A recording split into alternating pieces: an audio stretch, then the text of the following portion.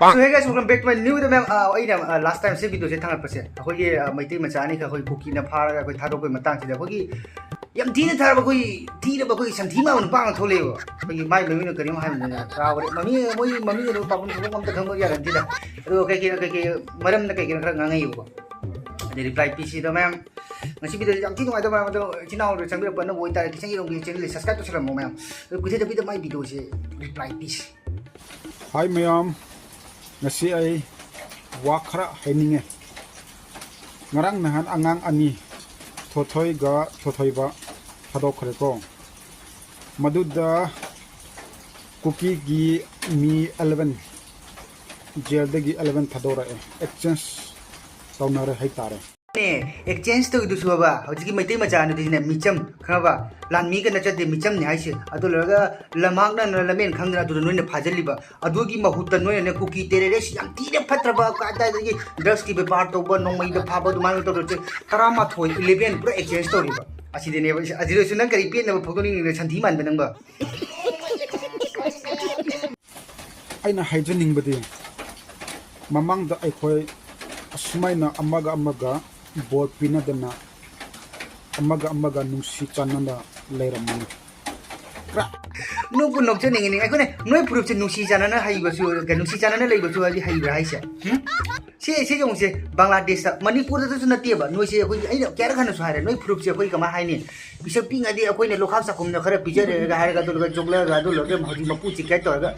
manipur ta na te ba se jong bangladesh ta se video si jong se bangladesh su noi na sumaina to re bangladesh su lei ba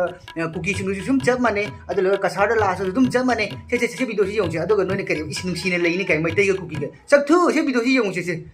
Bangladesh ta cookie chin terrorist singi mathakta operation chathaba hokre Bangladesh force ta cookie chin terrorist singbu leibak adudagi maru fangna muthatlu haibagi mari leina ba higher authority gi yathang fangduna ngarang dagi operation chathaba hokre hairi operation asi Bangladesh ki cookie chin terrorist singbu maru fangna muthat pangam juba fawba chathagani masida terrorist singa pistok natraga surrender tawrakpana chingba thoklabasu ngakpi bangam laroi hairi cookie chin terrorist singi mathakta chathaba hokhiba operation asi Bangladesh force ta chahi kharagi mamangda Islamic extremist singi mathakta chathagiba operation aduga chap manana pangthokani cookie chapa lai chapa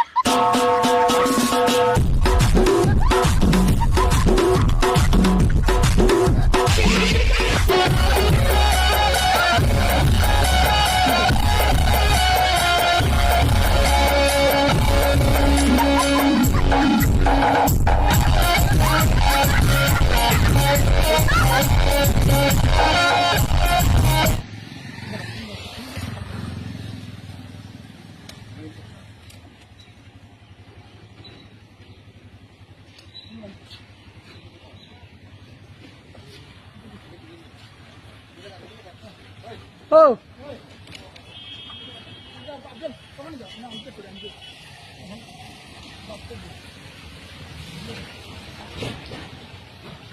Oh, mama. Oh.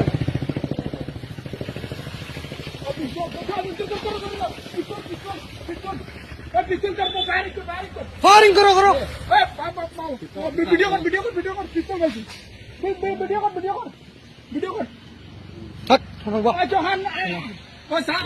Doni ure dena is kariba noi proof jenu si chana na leiba si sungya ya roiba no si actually keno ne ba yam thine phattaba bagi kama hani nasagi lamdi leitaba adule mapudi sajaning ba aduloga is wari gadi phaja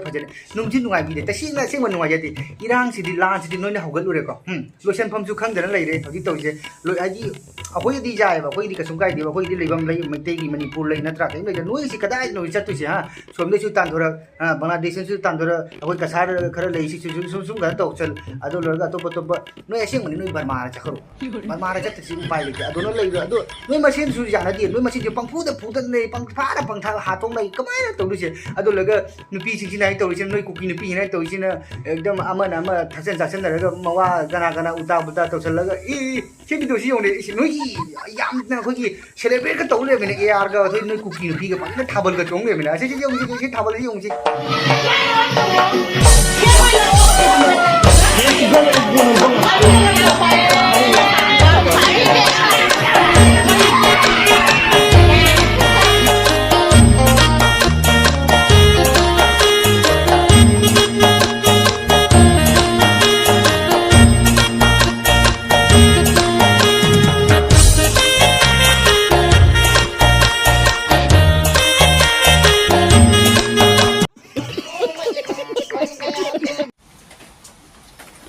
kachar machana Manipur se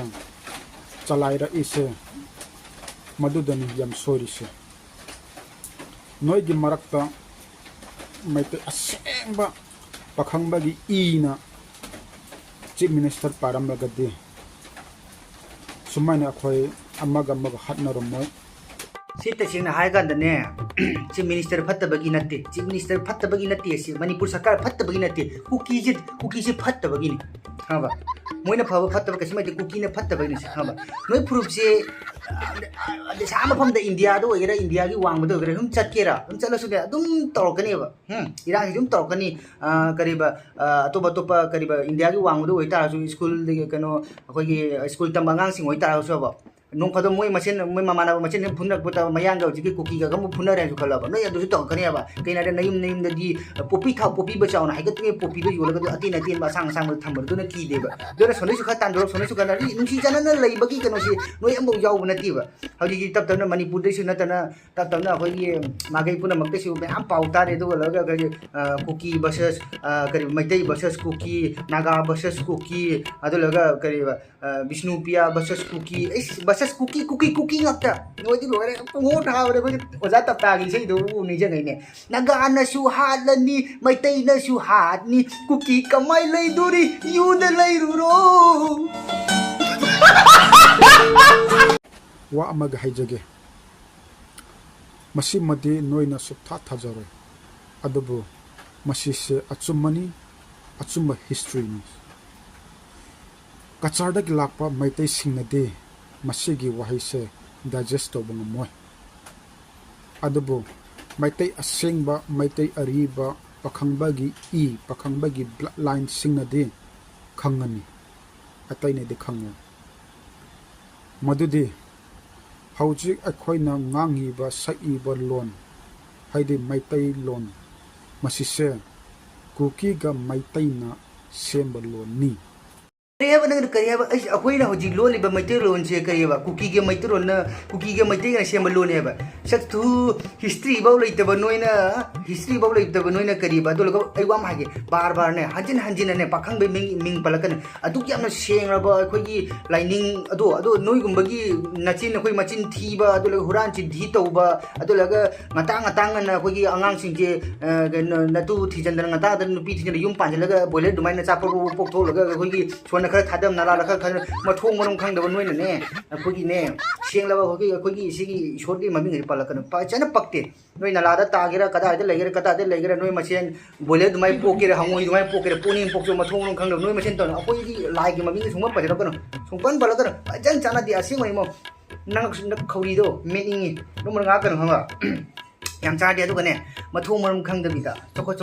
pa nga kan na sang na ithi san thi ma ngi fa isu ga le da tu ma nga ngi re pangal ga na mi ne ni khu ngi yu nung thaksil ro su kan ponte matum nga kan ko na te dia mu la kan ni Rajina ngasi video se sai sum lo senja ra tasin ha ga nuai ta hai ta na moi kuki sing ja ko tasin ha ga dine lan se songna ra ga na ta ga kuki si ga ri tu kaim thoi tu min lai ne ba asida moi khale sina mai te ma sa ani tha drop pasi da do la kuki ma sa ta tu kare 11 tha do ki tra ma tha do ki moi khali asi exchange to chi ai nu sin na ni nuai na ni na so ra di moi khang pon te ba kaina ha ga na ko gi mai te ma sa ani do na smai na ko gi thawai di kan bi wa da ko nung si ba kaina da mai te ba sa ma ne ama kanam siba ya ponte ado loraga koi loi chama ne